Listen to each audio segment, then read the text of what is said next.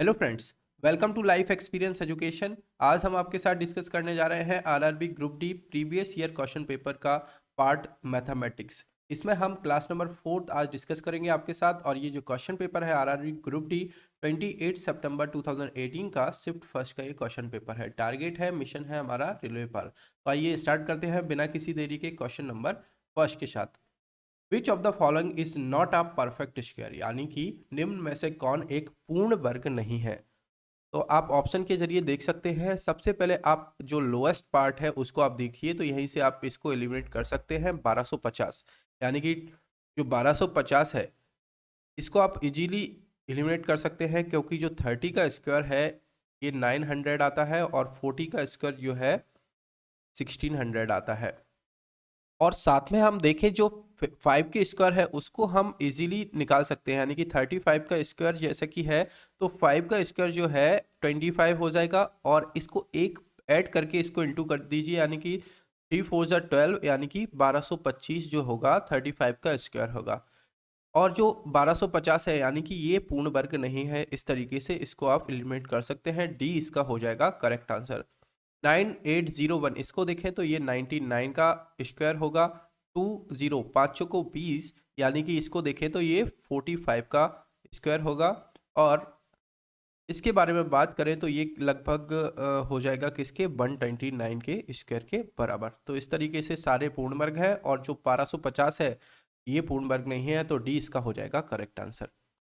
Next question है, why what number should 6/9 is multiplied to get 40, यानी कि किस संख्या से 6 सही 2/9 को 40 पाने के लिए गुणा किया जाना चाहिए। यानी कि 6 सही 2/9 में किस संख्या को हम मल्टीप्लाई करें कि कौन सी संख्या बन जाए, 40 बन जाए।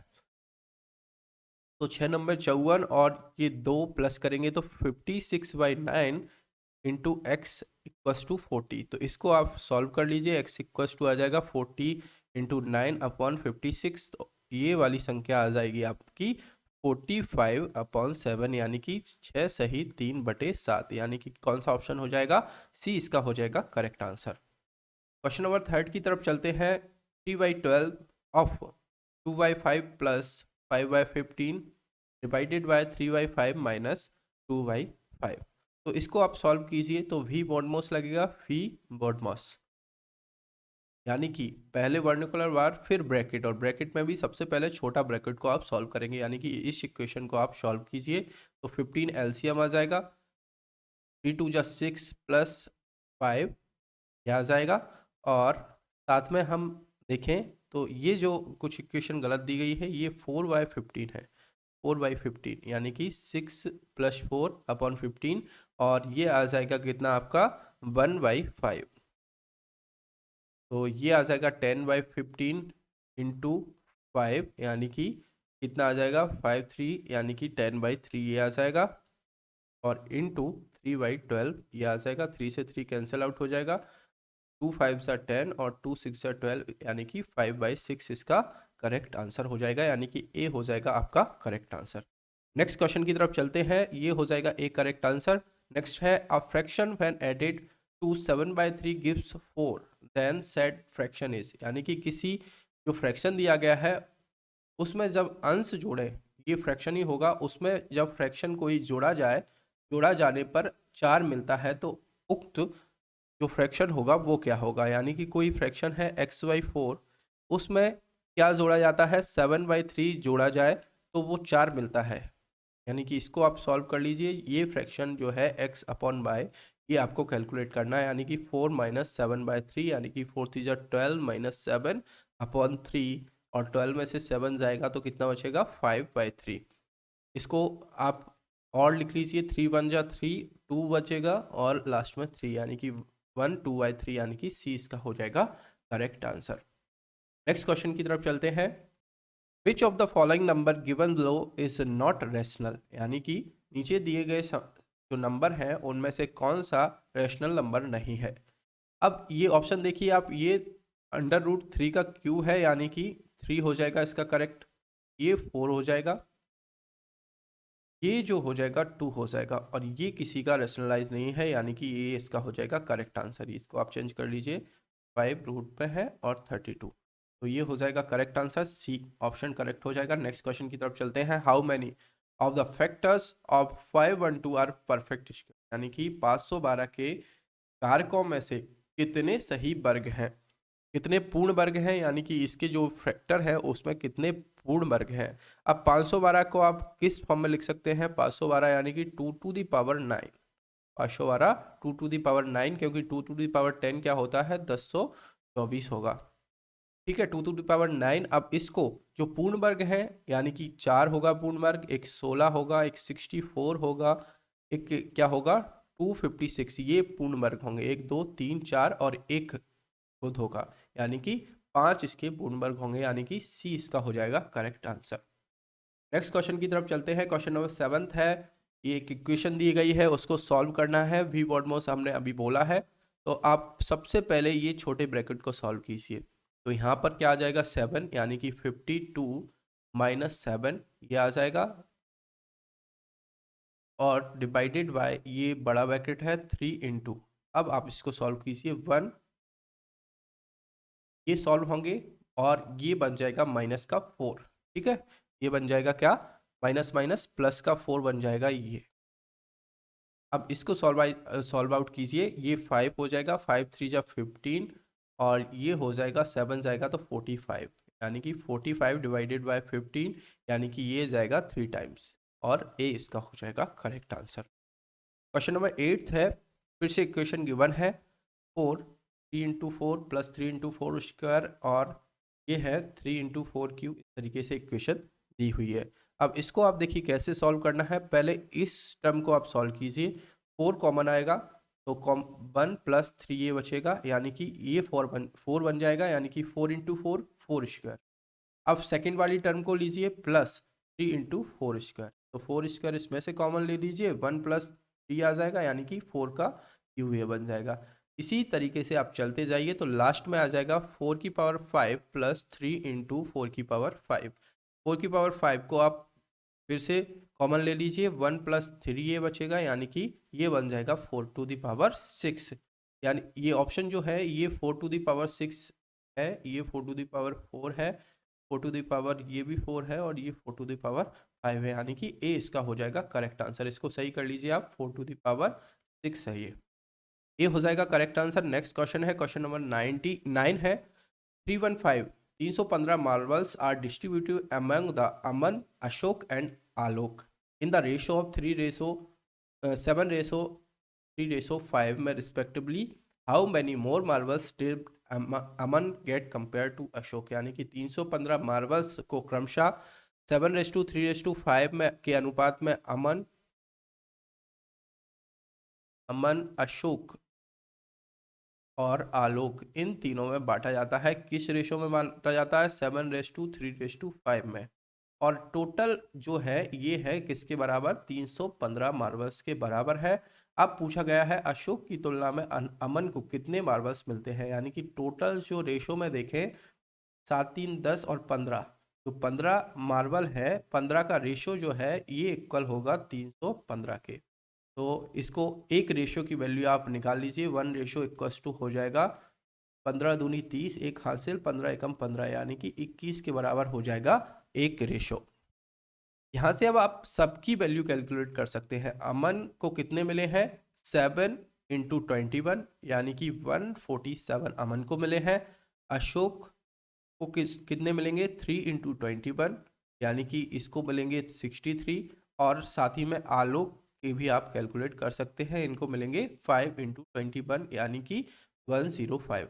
अब पूछा गया है अशोक की तुलना में अमन को कितने मार्बल्स मिले हैं, तो अशोक जो है उसको मिले हैं 147, उसकी तुलना में करें तो 73 से आप इसको माइनस कर दीजिए, तो ये आ जाएगा 84, तो इसको 84 कम मार्बल मिले हैं, तो सी इसका हो जाएगा करेक्ट आंसर। नेक्स्ट क्वेश्चन की तरफ चलते हैं। Tarun and Tapan started a partnership with investment of 30,000 and 19,500 respectively. However, due to a financial emergency, Tapan had to withdraw his investment after 8 months. In what ratio should the profit of the first 12 month be shared among the due. यानी कि तरुण है और तपन है, ये दो बंदे हैं और ये क्रमशः 13,000 और 19,500 ये इन्वेस्टमेंट करते हैं, निवेश करते हैं साझेदारी के लिए। अब क्या होता है, आपातकालीन आता है, उसके कारण तपन क्या करता है, 8 महीने तक ही इसको रखता है और जो तरुण है ये पूरा 1 साल यानी कि 12 मंथ के लिए रखता है। अब इन दोनों का रेशो आपसे पूछा गया है, तो इनको आप कैलकुलेट कर लीजिए। ये 2 जीरो से 2 जीरो कट जाएगा, यानी कि 130 इंटू 12 डिवाइडेड बाय 195 इंटू 8। 4 2 ज़ा 8, 4 3 ज़ा 12। अब इसको आप कैंसिल आउट कर लीजिए, तो ये रेशो जो आएगा ये आ जाएगा 1:1। यानी कि इनका जो प्रॉफिट में जो 12 महीने के लाभ को किस अनुपात में ये दोनों के बीच साझा होगा, तो बराबर बराबर साझा होगा, यानी कि सी इसका हो जाएगा करेक्ट आंसर 1:1। ये जो ऑप्शन है ये भी कुछ रॉन्ग दिए गए हैं, ये 3:2 है, ये है आई थिंक 2:3, ये 1:1 और ये ऑप्शन जो है ये है कितना 1:2। तो ये सी इसका हो जाएगा आपका करेक्ट आंसर, उनको बराबर जो अनुपात में लाभ को ये बांटेंगे। नेक्स्ट क्वेश्चन है, shopkeeper sold 2 items, one at 25% profit and another at 15% loss, got profit of 25 rupees. If the cost price of the item sold at 25% profit is twice than that of the item sold at 15% loss, find the sum of the cost price of both items। यानी कि बोला गया है एक दुकानदार ने दो वस्तुएं बेची हैं, एक 25% लाभ पर और दूसरी 15% हानि पर, और उसे टोटल 35 रुपए का लाभ हुआ। अब बोला गया है यदि 25% लाभ पर बेची गई वस्तु की लागत मूल्य 15% हानि पर बेची गई वस्तु से दोगुनी है, यानी कि कोई एक फर्स्ट वस्तु है जो कि 25% लाभ पर बेची जाती है, उसका दुगुना है जो सेकंड वस्तु पर ये बेचा जाता है। तो फर्स्ट रेशो सेकंड यदि हम काउंट करेंगे तो ये आ जाएगा 2:1। ठीक है। अब यानी कि कोई वस्तु 100 में वो खरीदता है और 25% लाभ यानी कि 125 में वो बेच देता है, ये है फर्स्ट। फिर सेकंड बोला है वो आधी मूल्य होगा उसका, यानी कि कोई 100 है तो उसका आधा मूल्य होगा कितना 50। अब 50 में वो खरीदता है और 15% की हानि, यानी कि 50 का 15% की हानि आप कैलकुलेट करेंगे तो ये आ जाएगा लगभग कितना 7.5 यानी कि ये आ जाएगा 42.5। अब जो टोटल है ये आ जाता है 150 और ये आ जाएगा कितना 167.5। ये जो प्रॉफिट है ये बोला गया है 35 रुपए के लाभ के बराबर है, यानी कि जो 17.5 रेशो है ये किसके बराबर होगा 35 रुपए के बराबर होगा, यानी कि यहाँ से एक रेशो की बात हम करें तो ये आ जाएगा 2 के बराबर। तो यहाँ से आप कैलकुलेट कर सकते हैं एक, यानी कि जो 150 रेशो था टोटल जो योग पूछा गया है उसका, तो 150 और इंटू ये रेशो में है, इसको वैल्यू निकालेंगे तो 2 से मल्टीप्लाई कर दीजिए तो ये आ जाएगा 300 रुपए के बराबर, यानी कि दोनों वस्तुओं की लागत मूल्य का योग 300 रुपए के बराबर होगा, तो सी इसका हो जाएगा करेक्ट आंसर। नेक्स्ट क्वेश्चन है, dispose of the old stocks, a person sold tea set for ₹3540 which was 40% below the cost price। यानी कि कोई भी वस्तु है वो 3540 में बेचता है और जो कि 40% बिलो द कॉस्ट प्राइस, यानी कि 41% जो है कॉस्ट प्राइस से बिलो है, यानी कि 41% है, यानी कि यहाँ से हम 100% की वैल्यू जो निकालेंगे तो ये आ जाएगी कितना cost price minus 0.41% of cost price equal to है 3540 के। तो यहाँ से कॉस्ट प्राइस की वैल्यू आपकी आ जाएगी 6000 रुपीज़। आगे बोला गया है in order to make a profit of 11% the seller should have sold the set for dash more, यानी कि कितना ज़्यादा में बेचता है 11% का यदि उसको प्रॉफिट लेना है, यानी कि पुराने स्टॉक्स के निपटान के लिए एक व्यक्ति ने 3540 यानी कि 3540 के लिए एक चाय सेट बेचा है जो लागत मूल्य से 41% कम था। तो हमने यहाँ से जो 41% कम था तो उसका 100% की वैल्यू निकाल ली है, तो ये कितना आ जाएगा 6000 रुपीज़। अब बोल रहा है जो लागत मूल्य है उसका 11% लाभ कमाने के लिए, 11% का लाभ यानी कि इस पर 11% का लाभ यदि कमाएगा तो इसकी वैल्यू कितनी हो जाएगी, ये इसकी वैल्यू हो जाएगी। अब वो बोला है कितना अधिक दाम में ये बेचा है, यानी कि 6660 माइनस 3540 कितना अधिक दाम में बेचेगा, तो ये आ जाएगा कितना आपका 213, यानी कि 3120, यानी कि डी इसका हो जाएगा करेक्ट आंसर। नेक्स्ट क्वेश्चन है, क्वेश्चन नंबर 13 है, two trains, one 153 meter long and other is 127 meter long coming from opposite direction, यानी कि एक ट्रेन इस तरफ से आ रही है और सेकंड ट्रेन इस तरफ से आ रही है। इसकी लेंथ 153 मीटर है और ये है 127 meter. Crosses each other in 7.2 second, यानी कि टाइम दिया गया है जो क्रॉस करेगा इन दोनों को, ये 7.2 सेकेंड है। The combined speed of the two trains every hour, यानी कि किलोमीटर पर हावर में हमें इसको निकालना पड़ेगा, यानी कि इसकी जो टोटल लेंथ हो जाएगी 153 प्लस 127, ये डिस्टेंस हो जाएगी और टाइम कितना होगा 7.2 सेकेंड। अब ये आ जाएगा कितना आपका 280/7.2, यानी कि यहाँ से आ जाएगा ये मीटर पर सेकंड में है और इसको किलोमीटर पर घंटे में आपको बदलना है, पर हावर में बदलना है, तो 18/5 का आप मल्टीप्लाई कर दीजिए।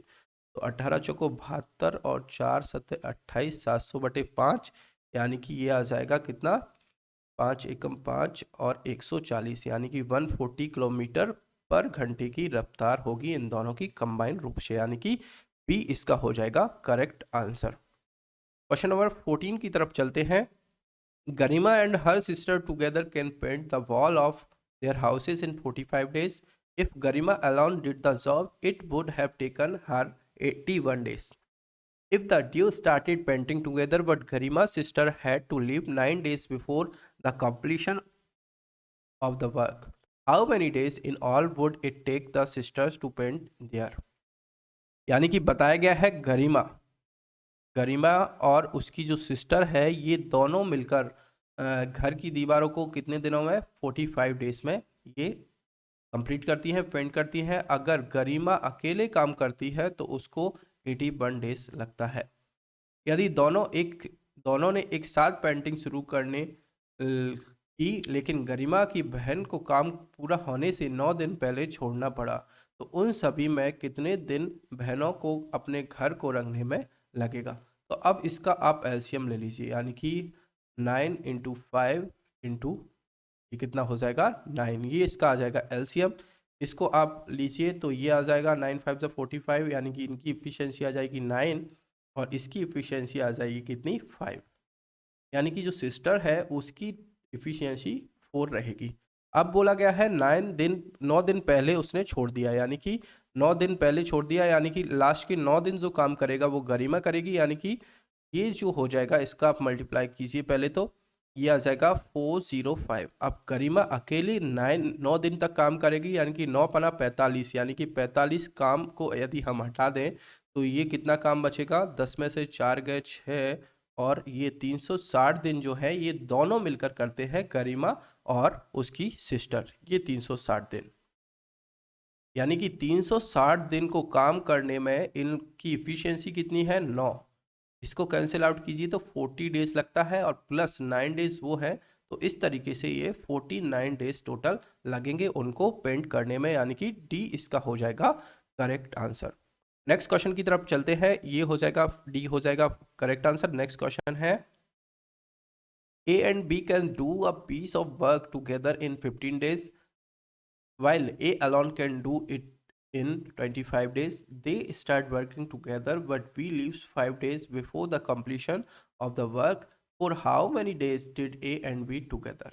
यानी कि A और B ने कोई काम करना शुरू किया और ये कितने दिनों में, 15 दिनों में इस कार्य को कंप्लीट करते हैं, जबकि A अकेला करता है तो उसको 25 दिन लग जाते हैं। तो इनका एफिशिएंसी आप एलसीएम से निकाल लीजिए, एलसीएम आ जाएगा इसका 75 और A + B का एफिशिएंसी जो रहेगा वो कितना रहेगा, ये आ जाएगा 5 और ए का सिर्फ रहेगा 25 या 75, यानी कि 3 इसकी एफिशिएंसी रहेगी। बी की अकेली निकालें तो 2 एफिशिएंसी इसकी रहेगी।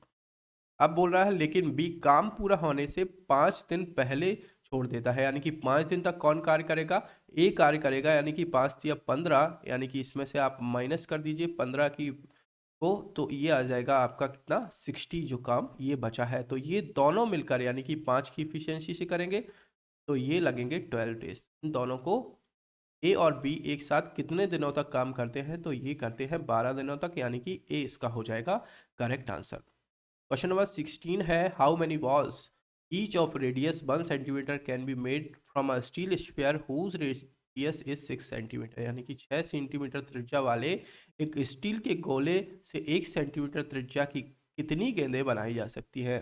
तो इसका फॉर्मूला क्या होगा स्फीयर का, 4/3 पाई आर क्यू।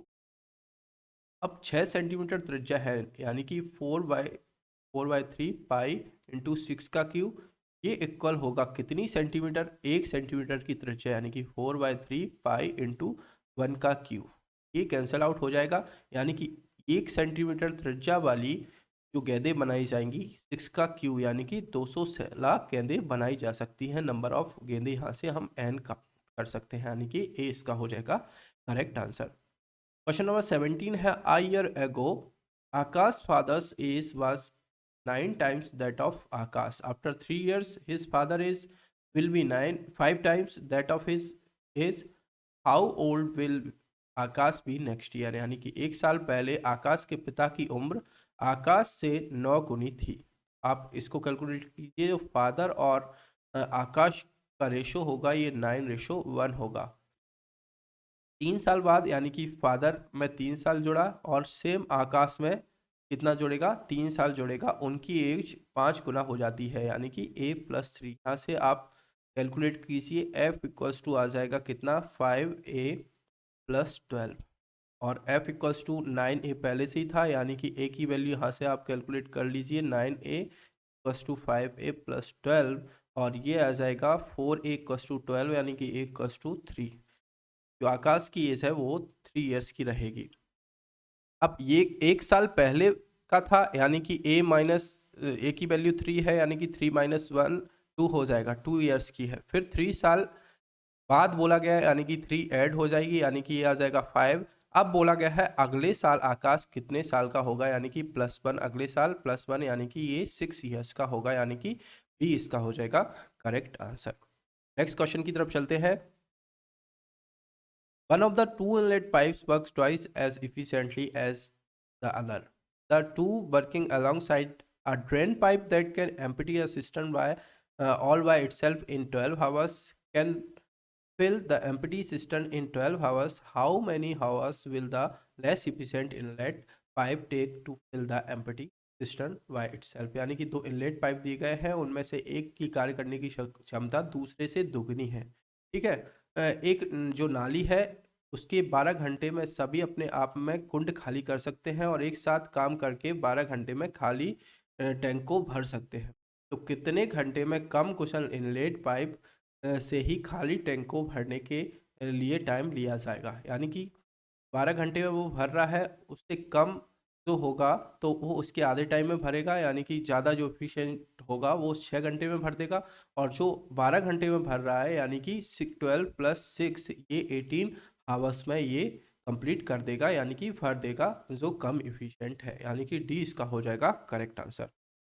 नेक्स्ट क्वेश्चन है, pipe C and D alone can fill a tank 4 and 3 hours, यानी कि पाइप सी और डी अकेले क्रमशः 4 और 5 घंटे में किसी भी जो टैंक है उसको भर सकते हैं। सी और डी, सी भरता है 4 घंटे में, डी 5 घंटे में।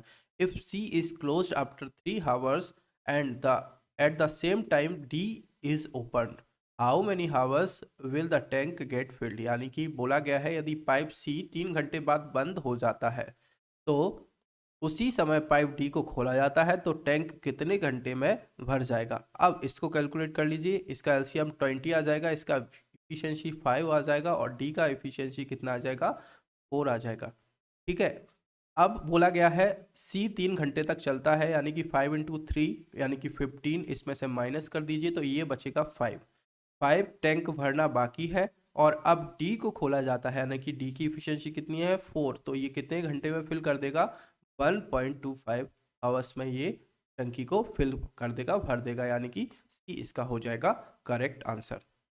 नेक्स्ट क्वेश्चन है the ratio of the area of a square to the area of a regular hexagon having the same perimeter as, यानी कि दिया गया है एक वर्ग के क्षेत्रफल एक नियमित षटभुज के क्षेत्रफल के बराबर है और इनकी जो परिधि है वो समान है, यानी कि जो वर्ग की परिधि होगी 4a इक्वल्स टू होगा 6h, जो हेक्सागन की परिधि होगी इसकी पेरीमीटर होगी। तो यहाँ से आप a का वैल्यू निकाल लीजिए, ये आ जाएगा 3/2 इंटू एच। बोला गया है वर्ग का क्षेत्रफल यानी कि ए स्क्वायर, ये किसके क्षेत्रफल नियमित षटभुज यानी कि रेगुलर हेक्सागन के क्षेत्रफल के कितना अनुपात में होगा। तो जो रेगुलर हेक्सागन है इसका क्षेत्रफल कितना होगा 3√3/2 इंटू एच स्क्वायर, ये इसका एरिया होगा। यहाँ पर ए स्क्वायर की आप वैल्यू पुट कर दीजिए, ए स्क्वायर इक्वल्स टू हो जाएगा 9/4 एच स्क्वायर और 3√3/2 एच स्क्वायर। तो एच स्क्वायर से एच स्क्वायर कैंसिल आउट हो जाएगा, 9/4 इंटू ये आ जाएगा 2/3√3, 2 2 सा 4, 3 3 सा 9 और ये आ जाएगा √3/2। यहाँ से ये 2 से कैंसिल आउट हो जाए, 2 2 सा 4 और ये आ जाएगा √3/2 यानी कि √3/2 यानी कि ए इसका हो जाएगा करेक्ट आंसर। क्वेश्चन नंबर 21 है 4x² + 5x + 5 डिविजल by x + 1 the same expression is also divisible by, यानी कि कोई द्विघातीय समीकरण है 4x² + ax + 5, ये डिविजल बाय है किससे x + 1 से, तो वह अभिव्यक्ति इसके द्वारा भी विभाज्य होगा, ये आपको निकालना है। तो यहाँ से आप जो x + 1 इसका एक रूट होगा, यानी कि x + 1 = 0 और x = -1 रखने पर यहाँ पे आप इसकी वैल्यू k की वैल्यू फाइंड कर सकते हैं, यानी कि 4 - k + 5 = 0, तो यहाँ से k = आ जाएगा 9। तो जो समीकरण बनेगा, जो इक्वेशन बनेगी 4x² + 9x + 5 = 0, ये बनेगी। अब इसका दूसरा रूट आपको कैलकुलेट करना है, तो यहाँ से या तो वैल्यू पुट कर दीजिए आप, तो 0 वैल्यू आती है तो वो दूसरा रूट होगा, या फिर आप यहाँ से इजीली इसको कैलकुलेट भी कर सकते हैं, यानी कि 4x² + 5x + 4x + 5 = 0, यानी कि 4 इसमें से 4x कॉमन आ जाएगा, ये आ जाएगा x + 1 प्लस यहाँ से 5 कॉमन आ जाएगा, ये आ जाएगा x + 1, यानी कि x + 1 एक समीकरण होगा और दूसरा होगा 4x + 5 = 0, तो ये दूसरा रूट होगा, यानी कि डी इसका हो जाएगा correct answer. Question number next है if the standard deviation of 0 1 2 3 9 तक गया है, उसका स्टैंडर्ड डेविएशन 9 है, then the standard deviation of 10 11 12 इस तरीके से 19 तक गया है विल बी, यानी कि कोई संख्या दी गई है 0 से 9 तक, उसका मानक विचलन दिया गया है, सिग्मा दिया गया है, उसकी वैल्यू है k। अब पूछा गया है इसमें 10 वैल्यू यदि ऐड कर दी जाए तो उसकी जो मानक विचलन होगा वो क्या रहेगा। तो मानक विचलन जो होगा वो चेंज नहीं होता है, तो ये एक समान ही रहेगा, यानी कि k रहेगा। यदि ये पूछा जाता सिग्मा स्क्वायर वेरिएंस पूछा जाता, यदि कोई भी वैल्यू डबल होती है कोई भी वैल्यू, तो उसका जो मानक विचलन जो स्टैंडर्ड डेविएशन नहीं, बात करें इसकी वेरिएंस की, तो ये हो जाता है 4 टाइम्स इसका हो जाता है, यानी कि कोई वैल्यू दी गई है 2 4 6 8 इस तरीके से दी गई है और ये हो जाती है डबल, यानी कि 4 8 12 इस तरीके से हो जाती है। तो यदि इसकी वैल्यू पहले है 10 तो ये कितनी हो जाएगी, यानी कि 4 टाइम्स हो जाएगी, 4 × 10 यानी कि 40 हो जाएगी, ये आपको याद रखना है। इसका करेक्ट आंसर हो जाएगा एक के ही रहेगी, चेंज नहीं होता है, जो स्टैंडर्ड डेविएशन है ये चेंज नहीं होगा। क्वेश्चन नंबर नेक्स्ट है if 3x² + ax + 4 is perfectly divisible by x - 8 then the value of A. Same है, x माइनस 8 इसका रूट है, यानी कि x इक्वल्स टू आप 8 रख के इस वैल्यू से निकाल सकते हैं, यानी 3 into 64 plus 8a plus 4 equals to 0। यहाँ से आप इसको कैलकुलेट इजीली कर सकते हैं कि ये आ जाएगा कितना, 192 plus 8a plus 4 equals to 0, यानी कि 8a इक्वल्स टू आ जाएगा माइनस का 196 और a इक्वल्स टू आ जाएगा माइनस 24.5, यानी कि सी इसका हो जाएगा करेक्ट आंसर। नेक्स्ट क्वेश्चन है, what is the area of a triangle whose vertex A B and C given है, यानी कि एक त्रिभुज का क्षेत्रफल आपको निकालना है जिसके शीर्ष आपको दिए गए हैं। तो जो त्रिभुज का क्षेत्रफल है, एरिया ऑफ अ ट्रायंगल है, ये इक्वल्स टू क्या होता है, 1/2 x1 y2 minus y3 plus x2, अब सेकेंड आप लीजिए y3 माइनस y1 और ये x3, यानी कि फिर आ जाएगा y1 माइनस y2। इसमें वैल्यू पुट करिए और इसका आंसर आप निकाल के कमेंट बॉक्स में हमें बताएंगे। इसका करेक्ट आंसर वैसे क्या है, 10.5 जो है इसका करेक्ट आंसर है। ये आज की सीरीज का हमारा लास्ट क्वेश्चन था। लेक्चर आपको पसंद आए तो लाइक एंड शेयर करना आप ना भूलें। साथ ही में लाइफ एक्सपीरियंस एजुकेशन चैनल के साथ जुड़ने के लिए चैनल को आप सब्सक्राइब भी करें। सोशल मीडिया हैंडल्स है हमारे, साथ ही में इंस्टाग्राम फेसबुक पेज है, टेलीग्राम चैनल है, लाइफ एक्सपीरियंस एजुकेशन नाम से, यहाँ पर भी आप हमें फॉलो कर सकते हैं। Thank you.